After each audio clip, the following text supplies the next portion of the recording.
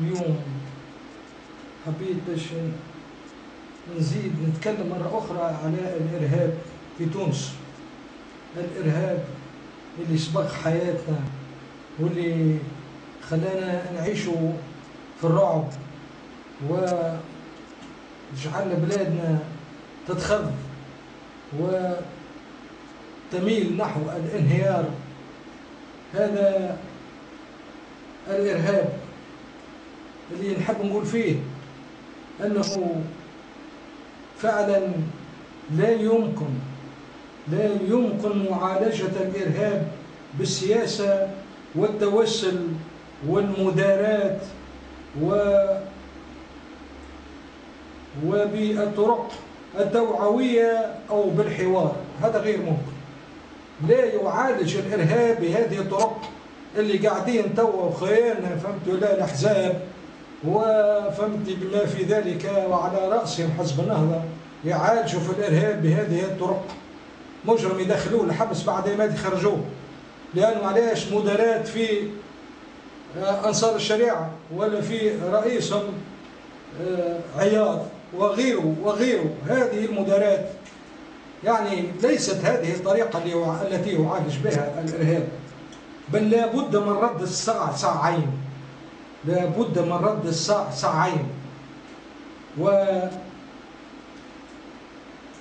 في تونس ما كانش موجود لأن الرئيس السابق بن علي كان يرد الصاع صاعين كل مرة ونصير عملية إرهابية إلا ويجيب الطيارات ويجيب القنابل وندافع ويبدأ يقنبل عليهم ويبعث معناها الشرطة في الشوارع تشد بكمشة وتحط في الحبس وتحط في البحث والتدقيق حتى يرهب الإرهاب في مكانه.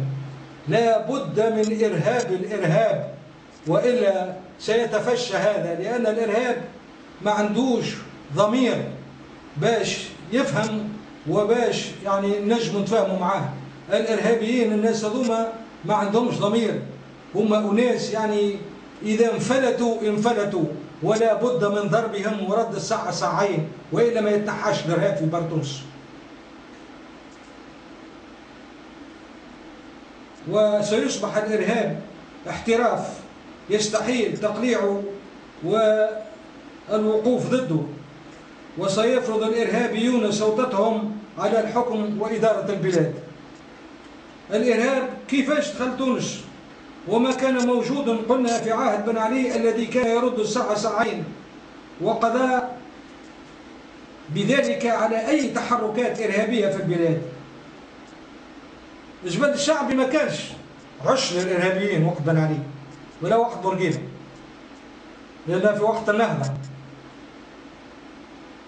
يعني عندما جاء حزب النهضة وهو حزب إسلامي إخواني، الحزب هذا يعني بكل بلاهة، أقولها بكل بلاهة وبكل عجز، والعجز متاعهم واضح في كل مكان، بكل بلاهة يعني فتح أبواب الإرهاب. كيفاش؟ الإرهابيون هم ناس يلبسوا كسوة متاع دين مزيفة ويدخلون بكونهم ناس متدينين وناس يعني ينادون بالشريعة وينادون بالإسلام، ولكنهم في الواقع دي غوريلا، أجسام غوريلات يقتلون ويذبحون وهدفهم سياسي وليس ديني. هذا هو الإرهاب، يحبوا يستولوا على البلاد ويستولوا على الحكم. ولكن حزب النهضة بعجزه وبلاهته تساهل مع هؤلاء المتدينين، لأنه السي الغنوشي ولا السي حمادي جبالي وقتها يعني ناس يعني متدينين، ورد بالك إنسان متدين فهمت لا يفعل ما يأمر الله، كما قال السي حمادي جبالي فهمت نحن لا نحرم ما حلله الله ولا نحلل ما حرمه الله، بل مقولة. وبهذه المقولة اللامسؤولة فتح حمادي جبالي الأبواب للإرهابيين. كيفاش احنا نشدوا فهمتي ولا أنصار الشريعة وهم أناس ينادون بأنصار بنصرة الشريعة؟ كيفاش احنا نتصدوا للسلفيين وهم أناس فهمتي ولا متدينين ويفعلون ما أمر الله؟ والنتيجة ها وصلنا لها. لا السلفيين صادقين في دعوتهم ولا أنصار الشريعة صادقين في دعوتهم، والنهضة غلطت وتظن فيهم ناس طيبين، ناس يعني متدينين، ولكنهم هم أعداء الدين. وهاون وصلنا للقتل وللذبح وللإجراءات يعني الهمجية في بلادنا. النهضة ببلاهتها أدخلت الإرهاب. النهضة مسؤولة أمام ربي وأمام الشعب التونسي أنها أدخلت الإرهاب في برتونس. يجب على الشعب التونسي أن يقف ويضرب بيد واحدة بالسلاح وبالنار وبالسجون وبالقبض بالكمشة وتصفية المجرمين حيثما كانوا، وإلا فعلى تونس السلام ولن يبقى منها سوى الأطلال. الإسلاميون ترفضوا في ليبيا، الإسلاميون ترفضوا في اليمن، الإسلاميون وقع عليهم القبض وترفضوا في مصر أخيرا، والسيناريو المصري يعني ادخل المسألة من بابها لا من شباكها كما يحاول التوانسة باش يدخلونها. مشى طول للمرض نتاع المجتمع وحب يقضي عليه، وهو الآن في طريق القضاء على هذا المرض الاجتماعي، ألا وهو حكم الإسلاميين العجز اللي ما عندهم حتى كفاءة باش يحكموا، واللي يحبوا يستولوا على البلدان وعلى الثروات بإعانة الأمريكان اللي يخرجهم من أمريكا متحاشيا ضرباتهم وأسقهم إلى شمال أفريقيا ووعدهم بالأرض الخضراء هناك. بريهم شو لشمال أفريقيا وأنا معاكم.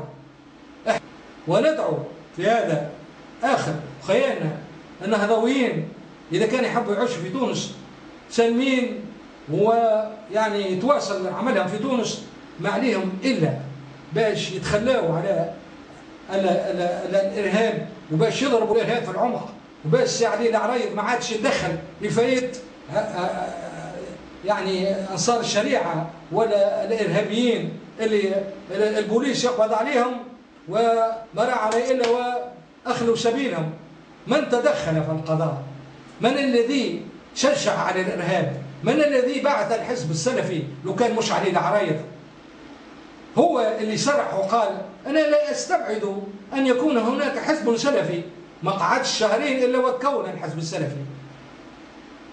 يا أخي هؤلاء الناس هل هم مسلمون أم هم يريدون ضعاف ولكنهم يريدون باش الإرهابيين يحميوا أكتافهم ويلقاوهم وقت الحاجة ويضربوا بهم الشعب التونسي؟